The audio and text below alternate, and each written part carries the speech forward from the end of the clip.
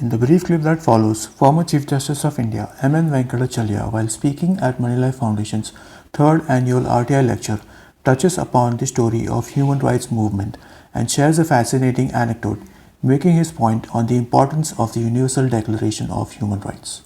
See, there is a story said about how the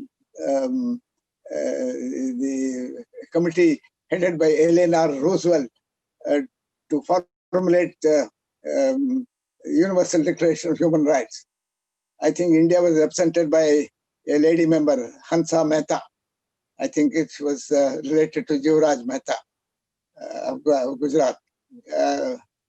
That took its own time.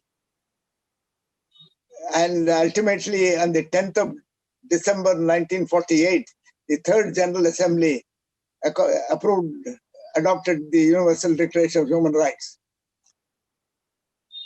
By a felicitous coincidence, exactly 20 years later, on the 10th of December 1968, Professor René Cassin, who was the chief draftsman, the French internationalist, who was the draftsman of the committee, a member of the committee and draftsman, was conferred a Nobel Prize for Peace. Somebody on that occasion asked him, Professor, why does humanity need a universal declaration of human rights? In perhaps the greatest understatement of the century, the professor said, we need a declaration of human rights because men are not always good.